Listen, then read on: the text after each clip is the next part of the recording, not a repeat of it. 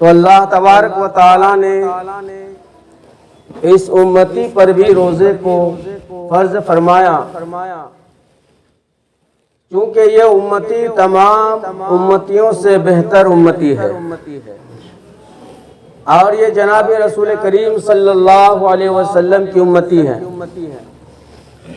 اور روزہ جیسی عبادت یہ عظیم الشان عبادت ہے، تو ظاہر سی بات ہے کہ اس امت کو اس اہم ترین کام سے بری کیسے رکھا جائے۔ اسی لیے اللہ تبارک و تعالیٰ نے ارشاد فرمایا یا ایھا الذین آمنوا کتب علیکم الصیام کما کتب علی الذین من قبلکم لعلکم تتقون، کہ اے ایمان والو میں نے تم پر رمضان المبارک کے روزے فرض کیے جیسے کہ تم سے پہلی امتوں پر فرض فرمایا۔ میرے محترم بزرگوں اور دوستو، اللہ تبارک و تعالیٰ نے انسان کی رشد و ہدایت کے لیے، انسانوں کو صحیح راستے پر لانے کے لیے، جنت والا راستہ دکھلانے اور بتلانے کے لیے، جہنم کی آگ سے بچانے کے لیے، گناہوں کے دلدل سے نکال کر راہ ہدایت پر لانے کے لیے اس روئے زمین پر کم و بیش آدم علیہ السلام سے لے کر پیارے آقا محمد عربی صلی اللہ علیہ وسلم تک 1,24,000 پیغمبروں کو مبعوث فرمایا۔ ان تمام پیغمبروں کا سردار اور ان تمام پیغمبروں سے سب سے عظیم الشان پیغمبر اور نبی اور رسول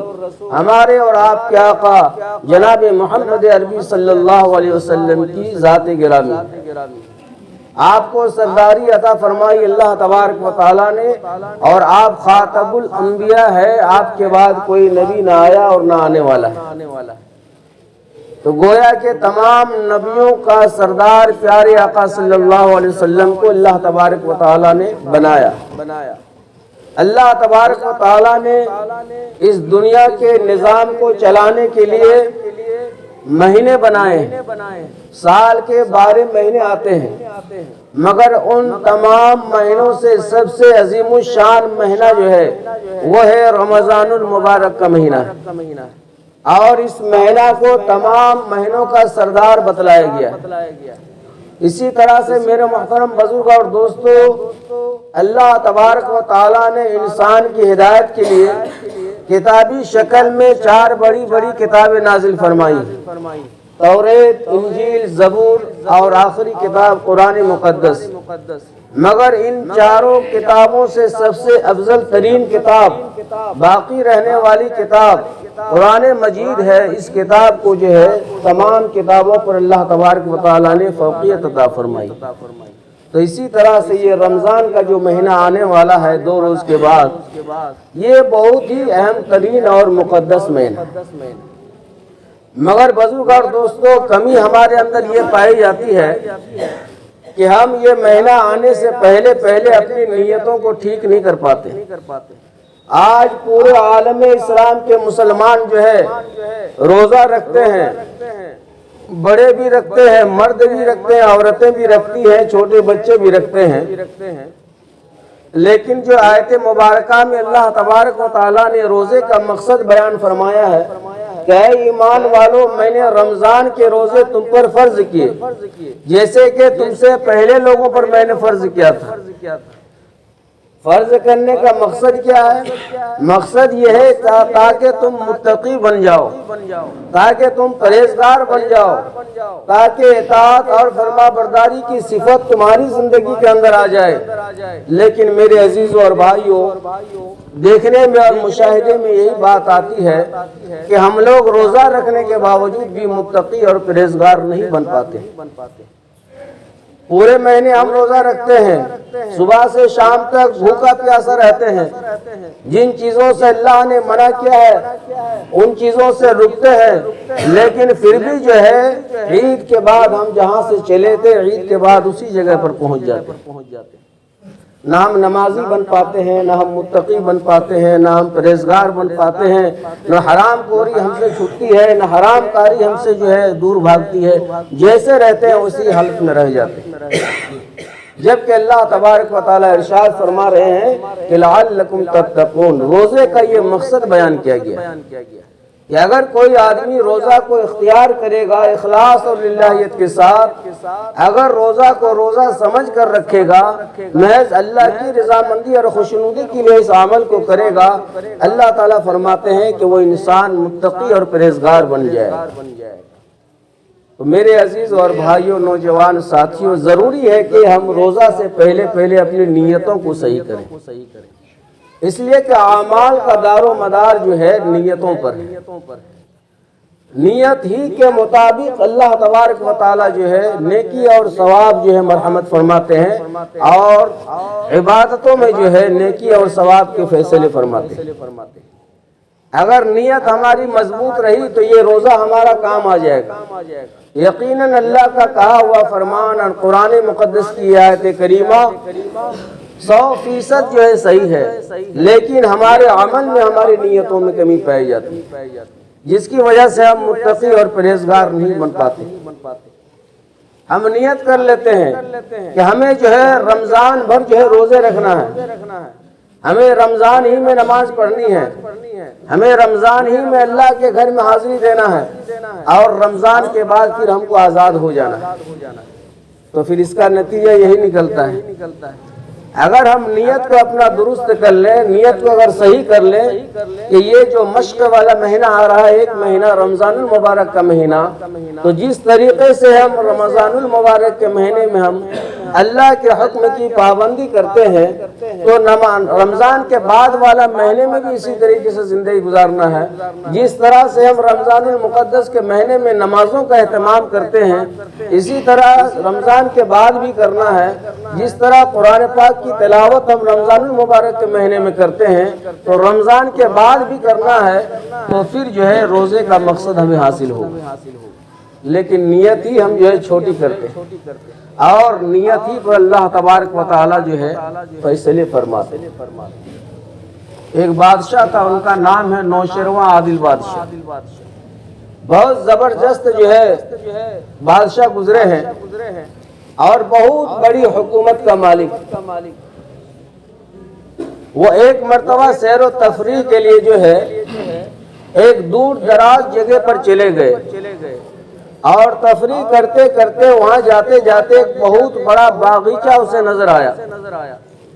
بہت ہی خوبصورت، شاندار، عمدہ جو ہے ایک باغیچہ جو ہے اسے نظر آ گیا، اور وہ باغیچہ کس چیز کا تھا؟ پھل فروٹ کا باغیچہ تھا۔ اس میں جو ہے بیدانہ تھا، سیب تھا، انگور تھا، طرح طرح کے جتنے بھی میوے ہوا کرتے ہیں، پھل فروٹ ہوتے ہیں، ان کا باغیچہ تھا۔ اور اس باغیچے کا جو مالک تھا وہ بہت بڑا اللہ والے تھے، اور اس کا جو دربان تھا دیکھ ریکھ کرنے والا وہ بھی دیندار شخص تھا۔ تو مالک نے جو ہے دربان کو یہ حکم دے رکھا تھا کہ اگر کوئی اجنبی شخص سیر و تفریح کرتے ہوئے ہمارے باغیچے تک آ جائے، پہنچ جائے، اور دیکھنے کے بعد کسی چیز کی خواہش کا اظہار کرے کہ ہمیں جو ہے فلاں پھل کھلاؤ، سیب کھلاؤ، انگور کھلاؤ، تو تم جو ہے انکار مت کرنا۔ کوئی بھی آنے والا راہ گزر، مسافر، آنے جانے والا، سیر و تفریح کرنے والا اگر ہمارے باغیچے کے اندر آ جائے اور آنے کے بعد فرمائش کر دے تو تم اسے نہ مت کہنا، بلکہ وہ جو چیز کھانے کے لیے مانگے توڑ کر اسے دے دینا۔ چنانچہ یہ نوشیروان عادل بادشاہ وہاں تک پہنچ گیا، دیکھا کہ بہت خوبصورت باغیچہ ہے، عجیب عجیب پھل اس میں لٹک رہے ہیں، پکے ہوئے ہیں، بہترین قسم کے، طرح طرح کے جو ہے سیب، طرح طرح کے انگور، طرح طرح کے جو ہے اس میں بیدانہ جو ہے لگا ہوا ہے، انار لگا ہوا ہے۔ تو اس کا دل میں خیال پیدا ہوا کہ چلو دربان سے ایک جو ہے پھل طلب کر کے کھاتے ہیں، اتنا خوبصورت باغیچہ ہے۔ بادشاہ سلامت نے جو ہے فرمائش کر دی کہ دربان صاحب ایک بہترین قسم کا پھل توڑ کر مجھے لا کر دے، میرا دل چاہ رہا ہے، میری خواہش ہو رہی ہے کہ میں جو اس باغیچے کا پھل کو کھاؤں۔ تو دربار نے کہا کہ کوئی بات نہیں، کہا کہ تمہارا مالک تو ہے نہیں، تو دربان نے کہا کہ مالک کی اجازت ہے کہ کوئی بھی رہ گزر مسافر یا کوئی بھی اجنبی آدمی آ جائے، سیر و تفریح کرنے کے لیے ادھر آ جائے اور پھل کھانے کی خواہش کا اظہار کرے تو تم انکار مت کرنا، نہ مت کرنا، بلکہ جو وہ مانگے اسے توڑ کر کھلا دینا۔ بہرحال باغیچے کے اندر گیا دربان، جو دیکھ ریکھ کرتا ہے، جو گارڈ کا کام کرتا ہے، وہ اندر گیا اور ایک بہترین قسم کا جو ہے لذیذ جو ہے بیدانہ توڑ کر لا کر کے بادشاہ سلامت کو دے دیا۔ ان درختوں میں جو سب سے قیمتی درخت تھا اور قیمتی پھل بیدانہ تھا، وہ توڑ کر کے ایک پیس جو ہے لا کر کے بادشاہ کو دے دیا۔ بادشاہ نے اس کا چھلکا کو ہٹایا، توڑا پھوڑا اور کھایا تو دانہ جو ہے بالکل خوبصورت تھا اور بڑا کھانے میں لذیذ مزہ بھی آیا، پورا رسیلا دار تھا، رس سے منہ بھر گیا اور بہترین ذائقہ میٹھا بھی نکلا۔ تو بادشاہ کے دل میں یہ بات آ گئی کہ ہماری ملکیت میں، ہمارے سلطنت میں اتنا بڑا باغیچہ، اتنا بڑا خوبصورت جو ہے باغیچہ پھلوں کا یہاں پر موجود ہے، اور افسوس کہ مجھے معلوم نہیں کہ ہماری سلطنت میں، ہماری ملکیت میں اتنا بڑا باغیچہ ہے اور یہ دوسرے کی ملکیت میں دوسرا آدمی اس کا جو ہے مالک۔ کھانے کے بعد اس کے دل میں برائی آ گئی کہ ہمیں جو ہے اس باغیچہ کو کسی طرح اپنے قبضے میں کرنا ہے اور لینا ہے، کیونکہ وہ بادشاہ تھا۔ تو میرے محترم بزرگ اور دوستو، جب یہ برے خیالات اس بادشاہ کے دل میں گزرا اور آیا تو سوچا کہ چلو ہم تو بادشاہ ہیں، ہماری حکومت اور سلطنت چل رہی ہے، رعایا کی کیا طاقت ہے، ہم جو چاہے کر سکتے، ہمارا پاور ہے، برسر اقتدار ہیں ہم۔ تو یہ برا خیالات اس کے دل میں آیا کہ اس باغیچہ کو ہمیں قبضہ کرنا ہے، اسے چھین کر لینا ہے۔ تو چلتے ہوئے دربان سے کہا کہ دربان، ایک اور بیدانہ جو ہے اسی درخت کا توڑ کر کے لے کر جاؤ، دوسرے درخت سے مت لانا، اس لیے کہ یہ بڑا رسیلا دار ہے، مزیدار ہے، خوشبودار ہے، میٹھا ہے، اور وہی پھل توڑ کر لانا اسی درخت کا۔ چنانچہ دربار جو ہے دوبارہ دربان گیا اور پھر ایک انار جو ہے توڑ کر لا کر بادشاہ کو پیش کر دیا۔ پھر بادشاہ توڑ کر اسے کھانے لگا تو کھاتے ہوئے جو ہے وہ کہنے لگا کہ دربان، میں نے تم سے کہا تھا کہ اسی درخت سے، اسی پیڑ سے بیدانہ توڑ کر لانا، یہ تو معلوم ہو رہا دوسرا درخت کا، دوسرے پیڑ کا بیدانہ ہے، یہ انار ہے، کیونکہ یہ کڑوی معلوم ہو رہی ہے، اس کے اندر رس بھی اس طرح نہیں ہے، اس کی رنگت بھی جو ہے لال نہیں ہے، یہ کچا نما معلوم ہو رہا ہے، کھانے میں کڑوی کیسے معلوم ہو رہی ہے، تو تم نے جو ہے خلاف ورزی میری کیوں کی؟ کہا کہ حضور ایسی بات نہیں،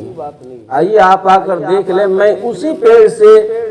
اسی طرح کا جو ہے بیدانہ توڑ کر میں نے آپ کو دیا ہے۔ تو کہا کہ پھر مزہ میں فرق کیوں آیا؟